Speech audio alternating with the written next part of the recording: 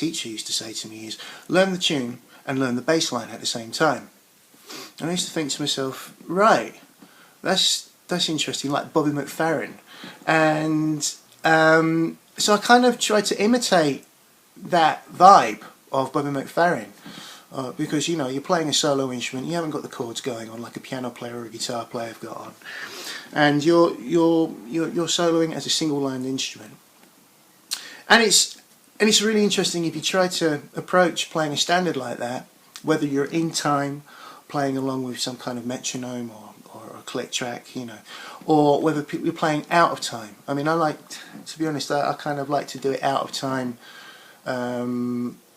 When I'm practicing, and sometimes towards the end I put it in time as well. But I like practicing with a rubato feel, and applying that approach, that kind of Bobby McFerrin thing, and that's what I call it. I sort of call it a Bobby McFerrin thing, and I get a lot of my students to check him out and then to try practicing in that way.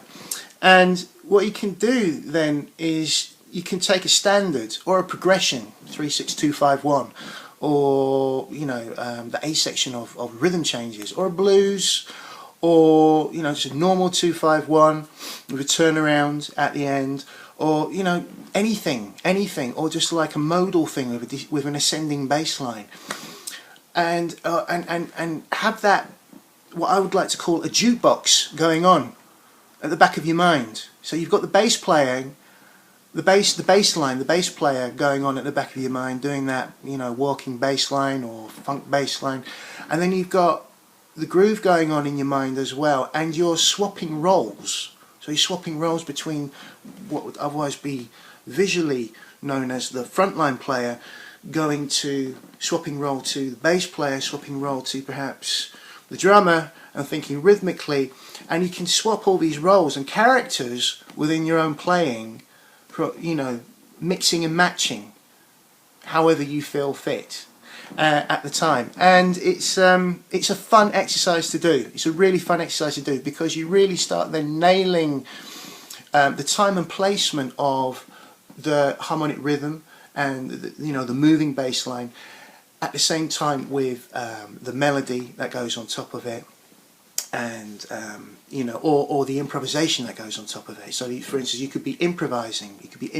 this line and hearing these different movement of the bass lines going on underneath it, and you can jump from one down to the bass, down to the improvisation, down to the bass, down to the improvisation, down to the bass, down to the bass, down to improvisation, and you can do it mixing and matching to your own accord, and it's really good fun, because you really you really practice hearing that bass line movement and then separating away from it to improvise and then going back to it. And I really recommend it. It's a great little exercise to do.